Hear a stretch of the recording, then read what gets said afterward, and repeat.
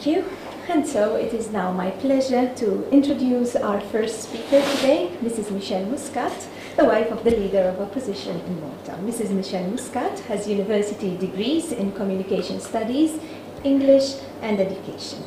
She has worked both within the private and the public sector as a marketing and public relations manager, both in Malta and abroad.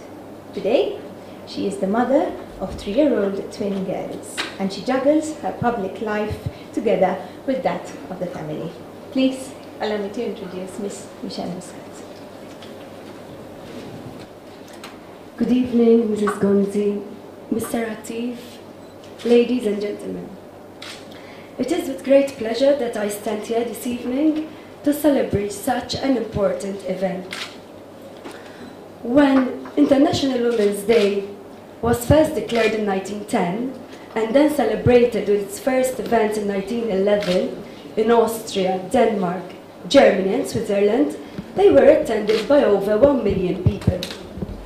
100 years on, International Women's Day has become a global mainstream phenomenon, celebrated across many countries, and is an official holiday in approximately 25 countries, including Afghanistan, Russia, Ukraine, Vietnam and Zambia. International Women's Day Centenary should make us women proud of our past, inspired by the present and envisioned for the future. Women have made great strides in equality, yet there is still a great deal to be achieved on many fronts. The 2011 International Women's Day Centenary has provided a unique and global opportunity to reignite, inspire, and channel women's equality for the future. This is one such occasion. It is estimated that women carry out 66% of work on a worldwide basis, produce 50% of all food, but earn 10% of the total income, and own only 1% of the world's property. Malta ranks at number 89 out of 134 world countries on the Equality Index World Economic Forum, mainly because of the low economic participation of women in the labour market and the low number of women in politics. If I have to state the percentages, that would be 39% for the labour market and 8.7% for women in politics.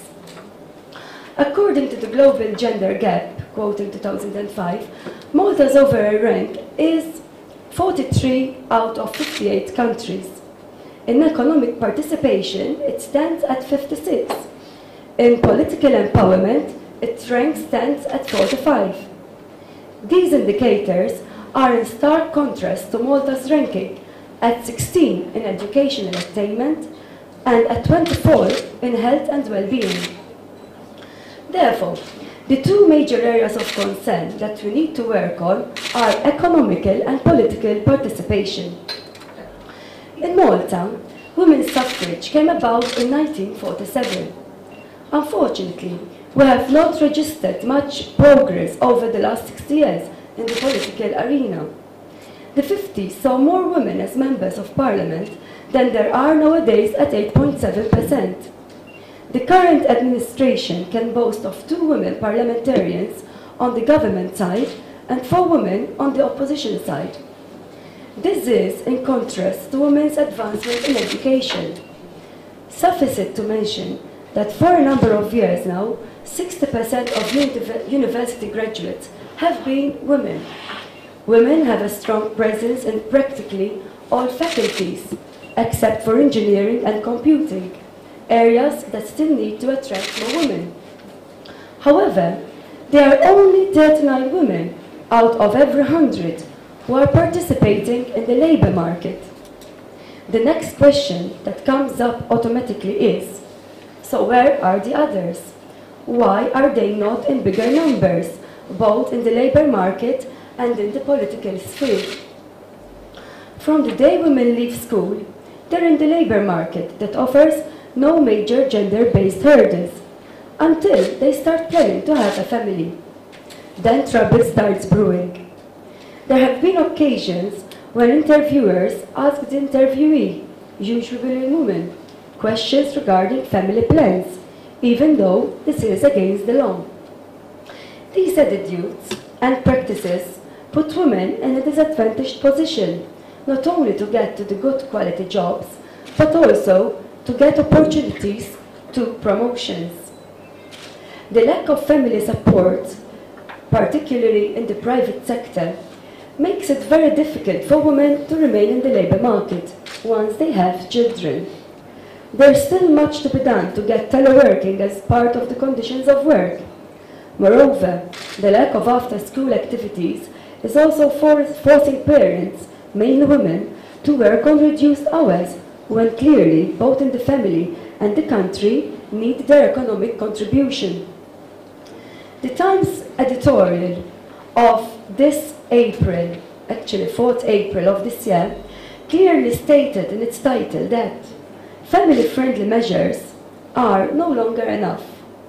It mentioned the children's allowance initially introduced by the Labour government of the 70s, marriage grant also introduced by the Labour government of the 1980s, and the tax incentives introduced over recent years.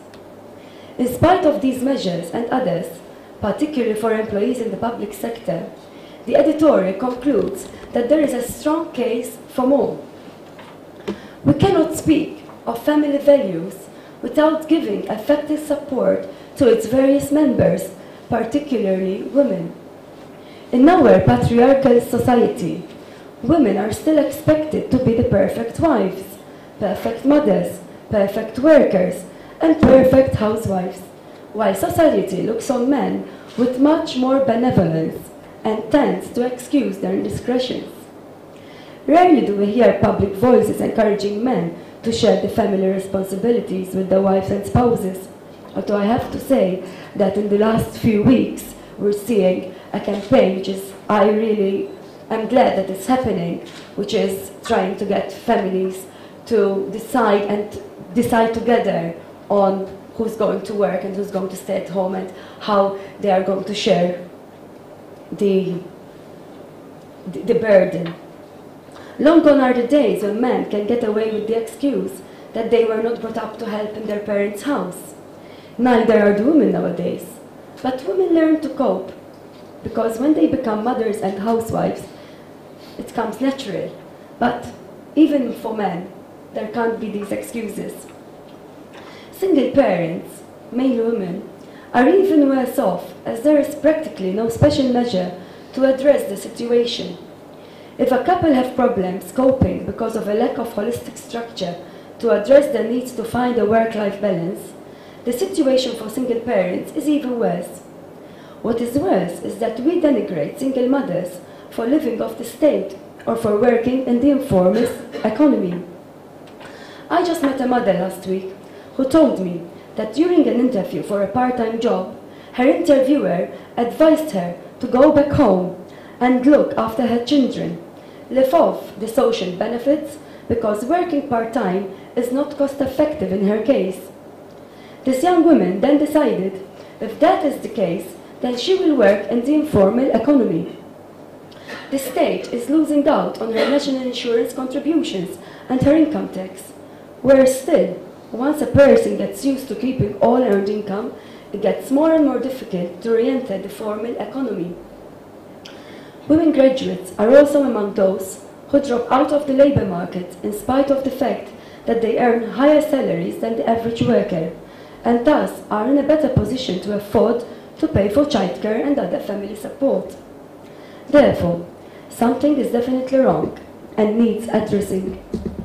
Government policy towards increasing women's participation in the labour market needs to be strengthened by working towards and implementing a holistic approach to support families.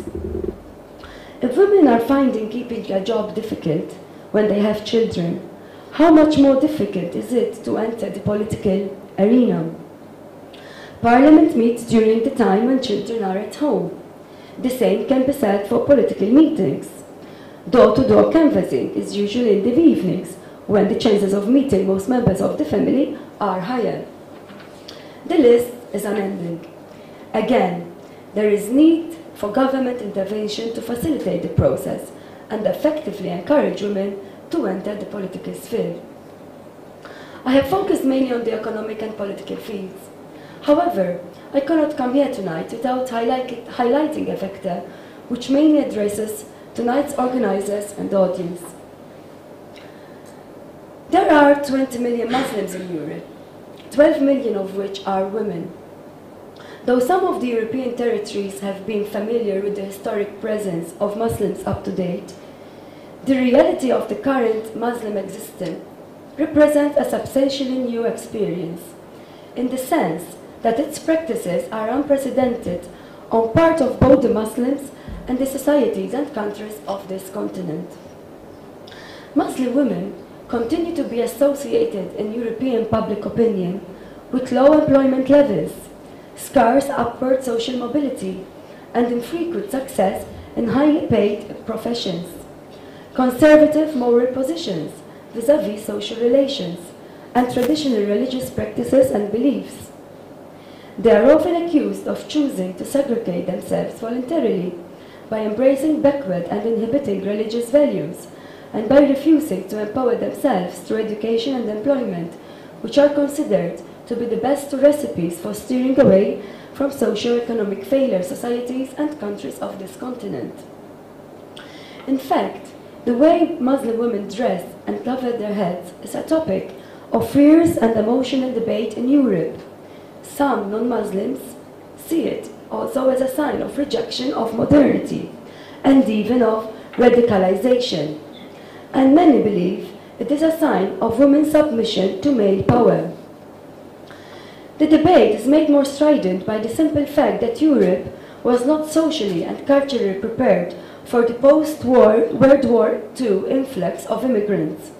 No country had an integration policy, and the arrival of millions of Muslims reawakened centuries-old animosities between Islam and Christianity. At a time when Europeans are beginning to question the notion of multiculturalism that often leads to separate, parallel societies, authorities are now looking to Muslim women in the belief that their empowerment can facilitate their communities' integration into mainstream societies. But are Muslim women being empowered, or are they being held back? Muslim women themselves, better educated and more experienced than their mothers and grandmothers, are beginning to grapple with the obstacles and abuse facing women in both their communities and in the broader society. Coming closer to home, one could say that all the issues pertaining to Muslim women in Europe apply to a certain extent to us in Malta. The Labour Party has, especially since my husband took over as a leader, always insisted that it's the home for everyone, the progressive, the moderate, and the liberal, irrespective of sex, sexual orientation, or religion. This is in fact entrenched in our party's statute. The Labour Party is well aware that in Malta exists a Maltese Muslim minority, which, because of the very fact that it is a minority, might have issues and needs which are different to those of the majority. The Labour Party considers the Muslim community in Malta as an enrichment and a contribution to the diversity of Maltese society. In fact, both my husband and I attend all the opportunities and invitations that we get from the different Muslim societies in Malta. Nowadays, the demographic pictures of Muslims in Malta is extremely variegated. It includes old immigrants and new immigrants, as well as converts and Maltese-born Muslims, new generations of Muslims who are Maltese citizens but have an immigrant descent. So it is important to realize that increasingly issues pertaining to Muslim women in Malta are less and less related to immigrant women. Discrimination experienced by these Muslim women should be tackled using a multidimensional approach which includes building knowledge of their rights. It is the duty of every government to safeguard the rights of all members of society, including those in a minority. The emancipation of women in our society should apply to all women, irrespective of their religious beliefs. And to conclude, in fact, I wish to end by mentioning the plight of women living in abusive relationships, a problem which can be found everywhere, irrespective of what religious beliefs one holds. Recent research carried in 2010 by the Domestic Violence Commission shows that 1 in every 4 women in Malta has experienced domestic violence at some point in her life. Half of these never asked for help. If the labour market is an issue that needs urgent government attention, the issue of domestic violence is no less grave and important. A positive step will be the ratification by our government and the government of the EU member states of the Convention of Violence Against Women, drafted by the Council of Europe, that will come into force in September 2011. We look forward to seeing this development that should be followed by concrete action and adequate resources to make the Convention's provisions not only part of Malta's legislation, but also to ensure that these provisions are effectively implemented for the good of all of our society. In this way, we would be celebrating in the International Women's Day Centenary in a very strong way indeed. Thank you.